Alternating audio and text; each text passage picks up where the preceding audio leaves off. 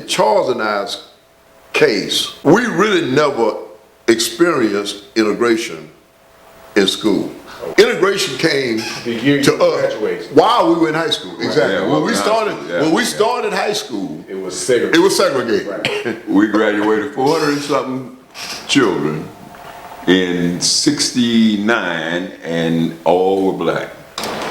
Well, in September of '67, which was the first year of integration, the Lord so worked it out where the first game of a traditional white school versus a traditional black school, you might say all white versus all black, because ain't nobody integrated at that time, even though they done crunk it up. Ain't no black folks going to no white schools. Ain't no white folks going to no black schools. I want to say the first weekend or whatever that year was. We played Bellaire. Okay.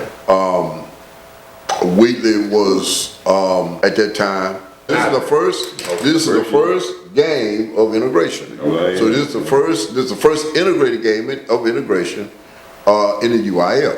Wheatley at that time was highly regarded as a team.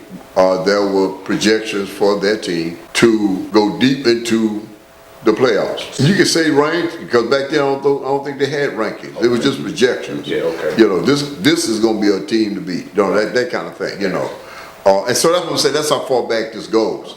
You know, you talking rankings. I don't even know that I ever heard the word rank back then. But when they did, they had a football book that they came out. It was Dave Campbell Football. Dave Campbell himself was doing that magazine back then. Okay, so then in that magazine, if you read up on a particular team, matter of fact, I think there might have been some degree of rankings because in a particular district, in a district, they would have who they expected to win the district. You follow what I'm saying? And I think Wheatley was expected to win our district. Wheatley, Yates, Cashmere, Washington, Bellaire, Jones, Austin. That's right. Melvin, yes. And so there were like 8 teams in the district. You would play 2 non-district games, which one of ours was always Galveston Central.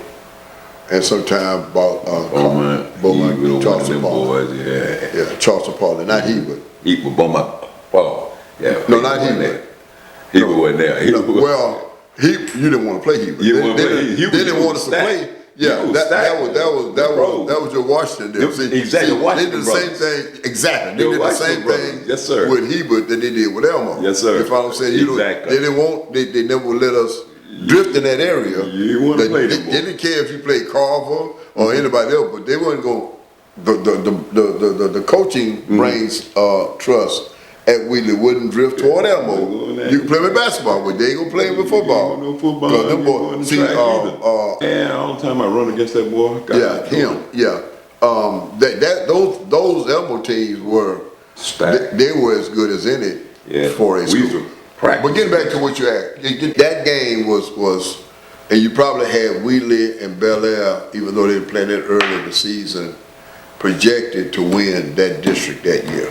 That's how good that Wheatley team was. And to make a long story short, we played an all-white Bellaire team.